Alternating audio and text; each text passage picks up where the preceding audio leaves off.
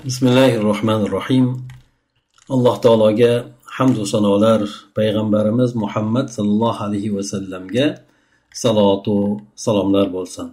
Sizlar bilan haftalik payg'ambar sallallohu alayhi va sallamning siratlaridan dars qilib kelayotgandik hamda bugungi navbatdagi suhbatimiz 27-chi suhbat ekan. Bu payg'ambar sallallohu alayhi va sallamning hayotini aytib o'tdik. Alloh taolo o'zi nazorat qilgan, u zotni urush vaqtidagi holatlari bo'lsin, tinchlik paytidagi holatlari bo'lsin, birovlar bilan qilgan muloqotlari bo'lsin, muomalalari bo'lsin, hammasi Alloh taoloning nazoratida turgan. Shu bilan birgalikda Badr jangini ham aytib o'tdik, Uhud jangini ham aytib o'tdik. Bu urushlar borasida ko'plab oyatlarni Alloh taolo nozil qildi deb. O'tgan safargi suhbatimizda sizlar bilan aytib o'tgandik. Uhud jangidagi bo'lgan mag'lubiyat musulmonlar uchun tom ma'nodagi mag'lubiyat emas, balki ummat uchun iymoniy tarbiya bo'ldi.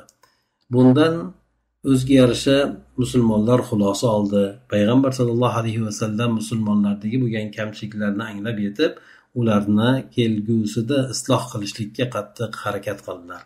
Hamda bu narsa o'z samarasini beradi.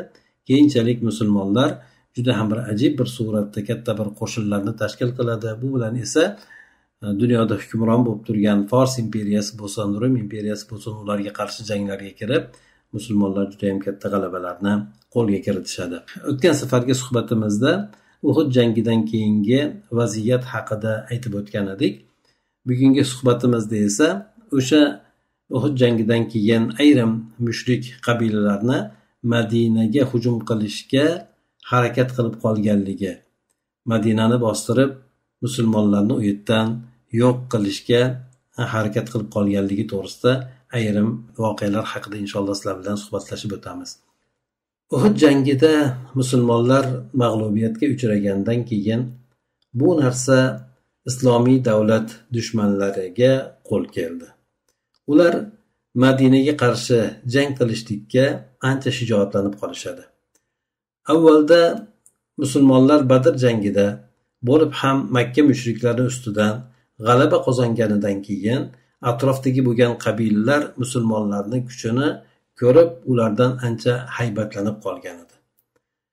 Musulmonlarni Badr jangidagi g'alabasidan keyin ular musulmonlarga qarshi jur'atlari ancha pasayib ketgan edi. Hamda musulmonlarni e'tiborga hisobga oladigan holatga tushib qolgandi. Lekin Uhud jangida esa mushriklar kelib musulmonlarning ustidan g'alaba qozonganligi o'sha atroflarga yoyiladi. Hattoki Abu Sufyon ham atrofdagi bo'lgan qabilalarga o'zlarini Madinaliklar ustidan g'alaba qozonganliklari haqida ancha gap so'zlarni tarqatadi. Shundan keyin ayrim qabilalar Makka mushriklarini qo'llab-quvvatlagan holatda ular bilan fikrlari, ittifoqlari bir ekanligini bildirish maqsadida Madinaga hujum qilish rejalarini tuzib boshlaydilar. Albatta, mushriklar biri qolib boshqasi yangi dunyoga kelgan islomiy davlatni beshigidagina yo'q qilib tashlashga harakat qilishmoqchi bo'ladi. Shulardan mana Banu Asad qabilasi bu Tulayhatul Asadi degan odamni boshchiligida Arabiston yarim orolida musulmonlarga o'sha Uhud jangidan keyin askar yig'ishni boshlagan qabilalardan sanaladi. Payg'ambar sallallohu alayhi va sallam esa mana aytib o'tgandek, hattoki Uhud jangida mag'lubiyatga uchragandan keyin ham darhol Ali roziyallohu anhuni mushriklarni ortidan yuborib, ularni kuzatgan, bular haqida ma'lumot yig'ib kelgan deb Ali roziyallohu anhuni yuboradilar.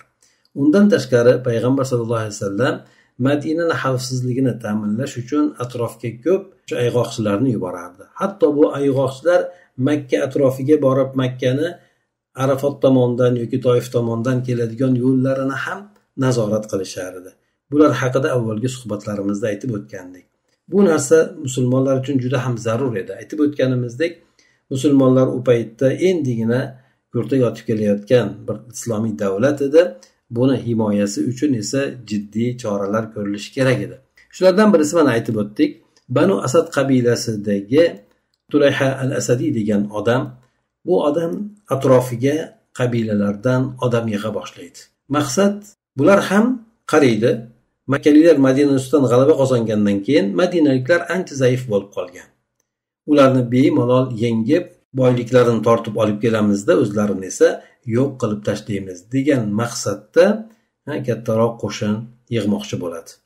Bu xabar payg'ambar sallallohu alayhi vasallamga yetib kelgan hamonoq u zot darhol muhojir va ansorlardan 150 atrofidagi askarni to'plab ularga Abu Salama ibn Abdul Asad Maxzumiy radhiyallohu anhuni, ya'ni Ummu Salamani avvalgi erlari Abu Salama radhiyallohu anhuni amir qilib saylaydilar va u kishiga bayroq tikib beradi va aytadilarki, o'sha Banu Asad qabilasi tomoniga qarab yurgin.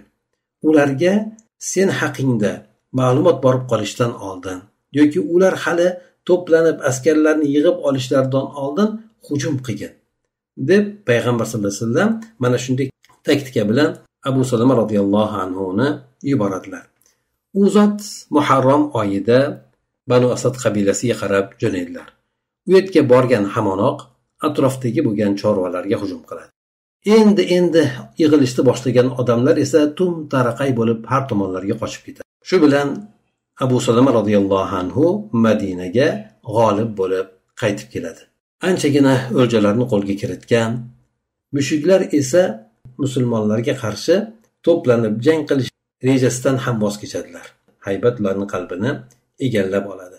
Ular o'ylagandida musulmonlar Uhud jangidan keyin ancha zaiflashib qolgan, bemalol ularga hujum qilib, ularni tormor qilamiz degan ularda gumon bor edi, lekin musulmonlar bostirib borib ularni tum-taraqay qilib qochib quvlab tashlagandan keyin ularni shashlari ancha pasaydida, o'zlari bilan o'zlari ovora bo'lib qolib, Madinaga bo'lgan rejalaridan voz kechishadi. Bu askarni boshqarib kelgan Abu Salama radhiyallohu anhu Madinaga kelgandan keyin Uhud jangida olgan jarohatlarini ortidan vafot etadi.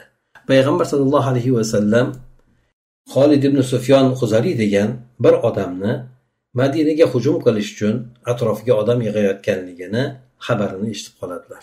Mushriklar Madinani tinch qo'yishni istamasdi. Sababi u yerda yangi din bor. Bo'lib ham ular Arabiston yarim orolining markazi bo'lmish Makka, Qurayshga qarshi turgan qabila hisoblanadi. Arab diyorlarida, xosatan o'sha Arabiston yarim orolida makkaliklarni, qurayshliklarni obro'si juda ham yuqori edi. Ularga yaqinlashish maqsadida, ularni qo'llab-quvvatlash, o'zlaridagi botil bo'lgan e'tiqodlarni himoya qilish uchun turli qabilalar askar to'plab Madinaga hujum qilish rejasini tuzishar edi. Madina o'zgarishi anchagina hosildor yerlari bor. U joyda xurmolari ko'p, serob. Ana shunday joylarni egallab olish yoki ularni boyliklarini tortib olib kelish atrofdagi arab qabilalarini tinchligini bermas edi. Ana shunda payg'ambar sallallohu alayhi vasallam Xolid ibn Sufyon al-Huzalini askar to'playotganini eshitgan paytida sahobalardan birisi Abdulloh ibn Unays al-Juhani radhiyallohu anhuni chaqiradilarda, u kishiga xatarli bo'lgan vazifani yuklaydi. Abdulloh ibn Unays radhiyallohu anhu o'zlari aytib beradilarki, meni Rasululloh sallallohu alayhi vasallam bir kuni chaqirib qoldilar. U kishini oldiga borgan paytlarimda aytdilarki, Xolid ibn Sufyon menga qarshi odamlarni to'playapti ekan. Menga hujum qilmoqchi ekan. U Arona degan joyda uni borib o'ldirib kelgan deb aytadilar. Demak, payg'ambar sallallohu alayhi vasallam endi reja tuzib boshlangan o'rinda boshqaruvchisi, rejani tuzgan, uni amalga oshirmoqchi bo'lgan odamni o'zidan qutulishlik, tuzilmoqchi bo'lgan askarga barham beradi degan gumonga boradilarda, Xolid ibn Sufyon Xuzaliyni o'ldirib kelgan deb Abdulloh ibn Unays radhiyallohu anhuni yuboradi.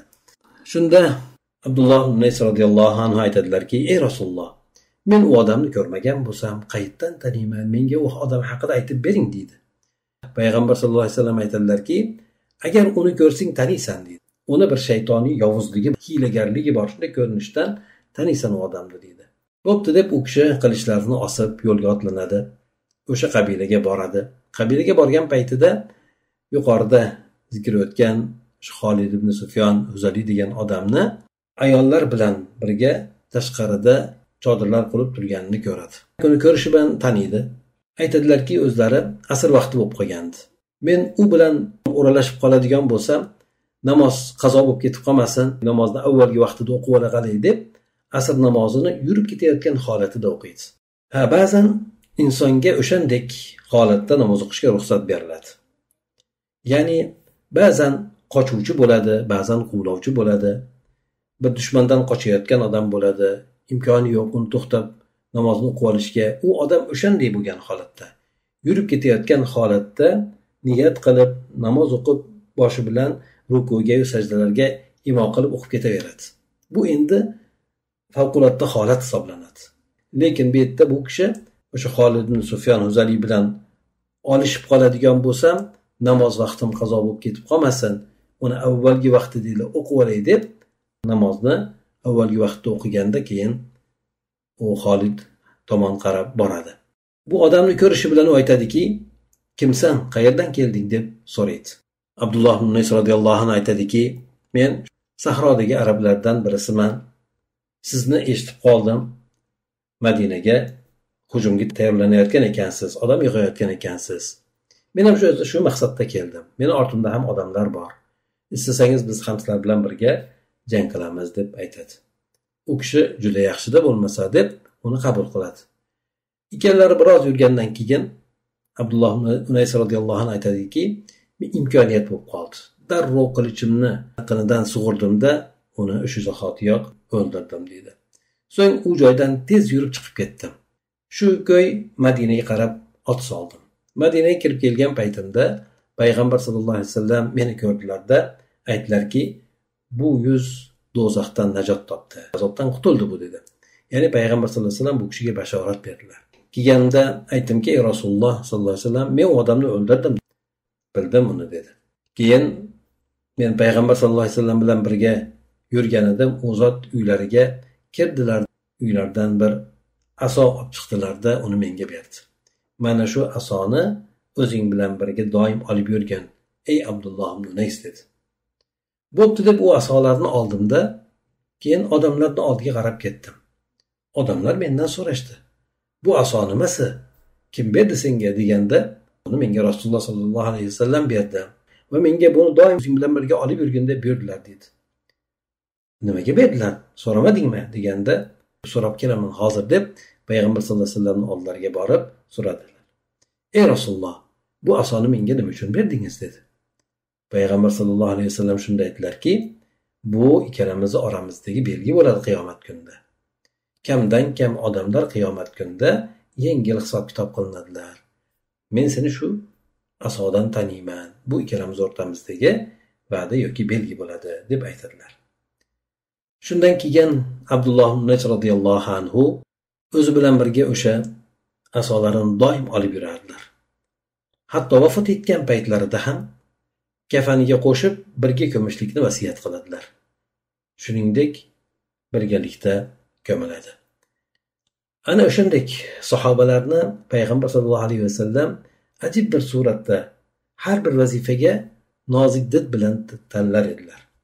Payg'ambar sollallohu alayhi vasallamda o'shandek kuchli bo'lgan farosat bor edi. Qaysi vazifaga kimni tayyorlashni, kimni tanlashni juda ham yaxshi bilardilar. Hamda o'sha vazifa tanlangan kimsalar vazifalarini juda ham oliy suratda, oliy maqomda bajarar edilar. Mana bu sahobiy ham Abdulloh ibn Unays radhiyallohu anhu fidokor bo'lib bordi. Bu kishi shijoatga to'la edi. Qalbi juda ham qo'rqmas. O'shandan bemalol yolg'iz o'zlari borib, kuchli bo'lgan odamlarni yig'ayotgan kimsani borib hiyla bilan o'ldirib keladilar. Shuningdek, payg'ambar sollallohu alayhi vasallam mabodo birontasini qo'shinga boshliq qilmoqchi bo'ladigan bo'lsa, unda boshliqlikka loyiq sifatlari bo'lgan kimsani tanlar edi. Shuningdek, biron bir joyga elchi qilib yuboradigan bo'lsalar, ya'ni chiroyli ko'rinishga ega bo'lgan, gaplari juda ham lo'nda, chiroyli suratda gapiradigan, olib ko'rsak diplomat bo'lgan odamni tanlab yuboradilar. Biron joyga da'vat uchun odam yubormoqchi bo'ladigan bo'lsalar, albatta o'shani e'tiborga olardilar. Ilmli bo'lgan, halim bo'lgan, axloqi go'zal bo'lgan kimsalarni da'vatchi qilib yuboradilar. Sahobalarning ichida ana shunday payg'ambar sollallohu alayhi vasallam ularni xislatlarini ham, axloq xarakterlarini ham yaxshi bilardilarda ayni shu o'zi qo'ymoqchi bo'lgan vazifaga odamlarni tanlab yuborardilar. Endi yana boshqa ikki qabila Madinani yuqori qismidagi bo'lgan Adil degan hamda Qora degan qabilani payg'ambar sollallohu alayhi vasallamni huzuriga keladi. Buni kelishligini sababi yuqorida aytib o'tganimiz Xolid ibn Sufyon al-Huzali degan odam o'ldirildi. Buni bilishdi, musulmonlar kelib o'ldiribdi. Huzaylda o'sha bir ichidagi qabilachalardan birisi bo'lgan Banu Lihyan qabilasi ayni mana shu qabilalarga borib o'zaro kelishishadi. Kelishib ikki qabiladan, ya'ni Adil degan hamda Qora degan qabiladan odamlar Madinaga borib payg'ambar sollallohu alayhi vasallamga yo'liqishadi. U borgan jamoa aytadiki, odamlar bizda islomga moyil bo'lib qoldi. Bizga o'zingizmi yoki bir odamlardanmi yuborsangiz, borib odamlarga dinni o'rgatishsa, dinni tanitishsa, Qur'on o'qib berishsa, islom shariatlarini o'rgatishsa deb taklif qilishadi. Shunda payg'ambar sollallohu alayhi vasallam ularning gapiga e'tibor berib, mayli dedida sahobalardan 10 tasini hozirlab, ular bilan birga islomni ta'lim beruvchi qilib yuboradilar. Ularga esa Osim ibn Sobit degan sahobiyni amir qilib payg'ambar sollallohu alayhi vasallam tayin etadilar. Bular u qabilalardan keyin yo'lga otlanib, o'sha tomonga qarab yo'lga chiqishadi. Borishgan paytida, qabilaga yaqin qolgan paytda atrofda 200 nafar otliq paydo bo'ladi. Bu otliqlar mushriklarni otliqlari bo'lib, ayni mana shu ketayotgan 10 ta sahobiyni mo'ljal qilib ularga yaqin kelishadi. Sahobalar qaraydiki, dushman bularga bostirib kelyapti. Bularni hiyla qilmoqchi. Shu o'rinda mushriklar bularni atrofini o'rab oladida, o'zlarini topshirishlikni taklif qilishadi. Guruhni amiri bo'lgan Osim ibn Sobit ularga taslim bo'lishdan bosh tortadi hamda oxirgi qoni qolgungacha jang qilishlikka o'ziga va'da beradi. Shundan keyin o'rtada jang boshlanib ketadi. Musulmonlar o'sha yerda turgan tog'ga qarab chekinishadi. Teparog'iga chiqib dushmanlarga kamonlardan o'q otishadi. O'qlari tugab qoladi. Nayzalari bilan tushib pastda dushmanga qarshi olishadi. Nayzalari ham sinib ketib qoladi. Oxiri qilich bilan qolishadi. To qilichlarning dastalari sinib ketgungacha ular bilan jang qilib urushadi. Ularning orasida bir qanchasini o'ldiradi ham. Musulmonlardan shunda 7 kishi vafot etadi. Amir bo'lgan Osim ibn Sobit ham ana o'sha jangda vafot etadi. 3 kishi qoladi xolos ulardan. Bular tog' tepasiga chiqib olib, mushriklarga kamondan o'q otib turishgan, ularga o'zlariga yaqin qilishmayotgan bo'ladi, yaqinlashtirmayotgan bo'ladi. Shunda bu mushriklar yana ularga omonlik taklif qiladi. O'zlaringizni taslim etsanglar, biz sizlarga teginmaymiz, o'ldirmaymiz deb va'da berishadi. Oxiri qaraydiki, bular ham o'lib ketishni istamaydi-da, balki o'zimizni mayli topshirarmiz deb uchalasi o'zlarini topshiradi. Mushriklar esa shu o'rinda xiyonat qilishadi.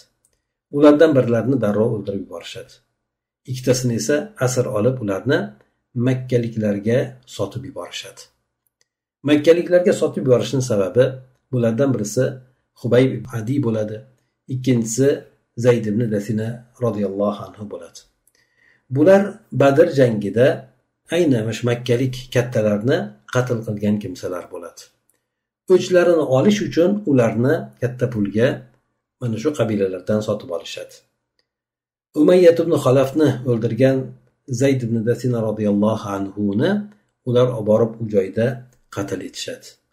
Ikkinchisi Xubayb ibn Adin esa Bani Xoris qabilasi sotib oladi. Ular o'sha Badr jangida qatl qilingan Xoris ismli kattalarni birisini o'rnidan uni qatl qilib o'ch olishmoqchi bo'ladi. Shunda uni o'ldirishni qaror qilgandan keyin u sahobiy Xubayb ibn Adi radhiyallohu anhu tozalanib olishlik uchun ulardan ustara so'raydi. Ya'ni tozalanib olsam deb. Bo'pti deb unga kishiga berishadi. Bergan paytida o'sha kishi turgan joydagi bir ayol bolasiga bee'tibor bo'lib qoladi-da, bolasi borib Xubayb radhiyallohu anhu ni oldiga borib qoladi. u kishini qo'llarida ustara turibdi hamda bola turibdi. Endi undan xabar topib qolgan ayol kishi juda ham qo'rqib ketadi. Bolam o'ldirib qo'yarmikin deb. U sahobiy qaraydiki, ayolni shunday qo'rqqan holatda ko'rib, qo'rqmagin, bolangga teginmayman dedi. Bolada nima ayb? U kishini qatl qilishmoqchi, qatl hukmini u kishiga nisbatan chiqarib qo'yishgan bo'lsa ham o'zini islomiy bo'lgan axloqida turadi-da, u bolaga teginmayman, xotirjam bo'l, ko'nglini xotirjam qilgin deb aytadi. Undan keyin bu Hubay ibn Adi radhiyallohu anhuni mushriklar omma yig'iladigan joyda osib o'ldirishlik uchun dor ostiga olib borishadi. Olib borgan paytida bu kishi ulardan ruxsat so'raydi. Izn bersalaringiz 2 rakat namoz o'qib olay deydi. Bular mayli deb o'limidan oldin 2 rakat namoz o'qib olishligiga ruxsat berishadi. 2 rakat namoz o'qiydilar, chiroyli qilib o'qiydilar. Shunda aytadilarki, agar meni qo'rqqanidan namozni uzoq o'qiyapti deb ayblamaydigan bo'lganinglarda namozni bir uzoq maza qilib o'qigan bo'lardim deb aytadi. Bu kishini dorni ostiga olib kelgan paytida atrofda turgan Abu Sufyon unga qarata aytadiki, Allohga qasamki, sen Muhammadning o'rnida bo'lib, Muhammad esa seni o'rningda mana shu dor ostida bo'lishligini xohlarmiding deydi. U kishi bu gapni eshitgandan keyin qaltirab ketadi-da, Allohga qasamki, Muhammad sallallohu alayhi vasallam meni o'rnimda bo'lib, men u kishini o'rnida bo'lishligimni emas, balki u zot o'zini o'rnida bo'lib, biron bir tikon kirishini u kishiga istamayman deb aytadi. Gapida qat'iyat bilan turib aytadi.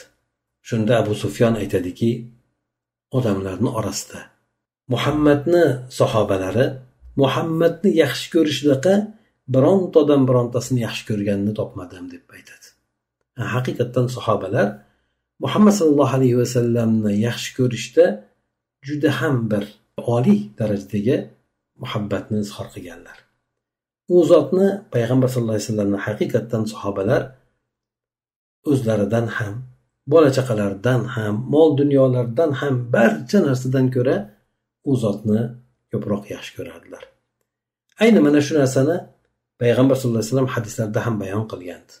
Sizlar to Alloh va Rasuli sizlarga hamma narsadan suyumli bo'lmagunigacha iymonli bo'lmaysizlar deb aytadi.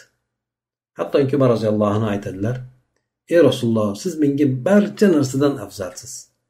Faqat nafsimdan biroz ikkilanishim bor deganda, ey Umar, hattoki o'zingizdan ham ko'ra meni ko'proq yaxshi ko'rmaguningizgacha iymonli bo'la olmaysiz deb aytadi. Shunda Umar roziyallohu anhu aytadilarki, ey Rasululloh, albatta men sizni o'zimdan ham ko'proq yaxshi ko'raman deb aytadilar. Ana o'shandek sahobalar payg'ambar sallallohu alayhi vasallam uchun fidoyilikka tayyor edi. Buni o'tgan safarga suhbatimizda Uhud jangida qanday qilib sahobalar payg'ambar sallallohu alayhi vasallamni himoyasiga otlanganligi, u kishini oldida demak o'nlab sahobiy himoya qilib juda ham qattiq jang qilganligi, hatto ayol kishi ham ularning orasida Umma Ammora ishtirok etib 2 farzandi bilan birgalikda payg'ambar sallallohu alayhi vasallamni himoya qilganligi, u farzandlari o'sha joyda shahid bo'lib ketganligi, o'zi esa jarohatlanib yotib qolganligi to'g'risida o'tgan safargi suhbatimizda aytib o'tgandik. Hattoki ayollar ham sizni eringiz vafot etibdi, akangiz, amakingiz vafot etibdi desa, inna lillahi va inna ilayhi roji'un deb Rasulullohga nima qildi? U zot salomatmilar deb hatto payg'ambar sallallohu alayhi vasallamni ko'rib ko'ngli xotirjam bo'lmagunigacha sarosimada turgan haqida o'tgan safargi suhbatimizda aytib o'tgandik. Demak, sahobalar haqiqatan payg'ambar sallallohu alayhi vasallamni juda ham qattiq yaxshi ko'rardilar. Bularda mana shunday bo'lgan holatlarini bizlarga tarix o'z zarvaraqlari ortida aytib qoldirgandir. Payg'ambar sallallohu alayhi vasallam u joy bu joylarga odamlarni yuborardilar. Atrofni juda ham qattiq kuzatardilar. Kuzatganda qaysi bir tomonda musulmonlarga xatar sezadigan bo'lsalar, o'sha xatar hali urchib avjiga olib ketmasligidan oldin uni yo'q qilishga harakat qilardilar. Hamda bu narsada ko'plab muvaffaqiyatga erishardi. Bunda esa aytib o'tganimizdek, o'sha sahobalarni xizmatlari juda ham yuksak bo'lgan. Ular o'z vazifalarini oliy maqomda bajarishar edi. Ana o'shandan payg'ambar sallallohu alayhi vasallamning sahobalari sahobiy maqomini olgan. Ularga juda ham Alloh taolo tomonidan katta va'dalar berilgan. Hattoki mana hali o'zini o'rnida aytib o'tamiz, Hudaybiya sulhida payg'ambar sallallohu alayhi vasallam bilan birga umra qilishga otlangan 1,5 ming atrofidagi sahobiy bo'ladi. Bular bilan payg'ambar sallallohu alayhi vasallam o'sha joyda ayrim voqealar bo'lgandan keyin qattiq o'limga bay'at qiladi. Haqiqatan sahobalar bu joyda sodiq edilar. Shundan keyin Alloh taolo ularni borasida Fath surasida oyatlarni nozil qiladi. Payg'ambar sallallohu alayhi vasallam ham o'zlari ham aytib o'tadilar, daraxt ostida bay'at bergan sahobalardan hech qaysi biri do'zaxga kirmaydi deb aytganlar. O'shandek ular mana shunday xizmatlarni qilganlar. Payg'ambar sallallohu alayhi vasallam ham ularga ulkan mukofotlarni va'da qilgan. Mana shu bugungi suhbatimizda ham ayrimlarni aytib o'tdik. Payg'ambar sallallohu alayhi vasallam tomonidan qilgan xizmatlariga oxiratda bo'ladigan mukofotlarni u kishi va'da qilganligi, aytganligi, sahobalar ham xuddi shuningdek qilgan xizmatlariga dunyo olishdan ko'ra oxiratni mukofotini olishni ular afzal bilardilar. Payg'ambar sallallohu alayhi vasallam ana o'shanday bo'lgan jamoa bilan islom yerlarini himoya qildilar. Sekin-sekin esa u davlat kuchayib borib bir qancha janglarga kiradi. Ularda musulmonlar muvaffaqiyatga erishadi, g'alabalar qozonadi. Albatta bu narsa hammasi bir tomondan payg'ambar sallallohu alayhi vasallamni hakimona olib borgan siyosatlari, oqilona adolat bilan boshqargan tuzumlari, shu bilan birgalikda u kishiga tobe bo'lgan sahobalarni ixlos bilan, sodiqlik bilan islom davlatiga, payg'ambar sallallohu alayhi vasallamga, Alloh taoloning diniga qilgan xizmatlari evazidan bo'ldi. Alloh taolo gunohlarimizni mag'firat qilsin, xato kamchiliklarimizni o'zi kechirsin. Ana shunday sahobalarni ko'p yaxshi ko'radigan bandalardan qilsin. Ba'zan payg'ambar sallallohu alayhi vasallamdan kelib ayrim sahobalar so'ragan paytda bir odamlarni yaxshi ko'radi-yu, lekin ulardek amal qila olmaydi deganda, unda u yaxshi ko'rgan odamlari bilan birga bo'ladi degan mazmunda aytib o'tadilar. O'shandeklardan bo'la olmasak ham ularni albatta biz yaxshi ko'ramiz. Alloh taolodan o'shanday solih bo'lgan sahobalar bilan birga qilishini so'rab qolamiz. سبحانك اللهم وبحمدك نشهد أن لا إله إلا أنت نستغفرك ونتوب إليك. اللهم انفعنا بما علمتنا وعلمنا ما ينفعنا وزدنا علما. السلام عليكم ورحمة الله وبركاته.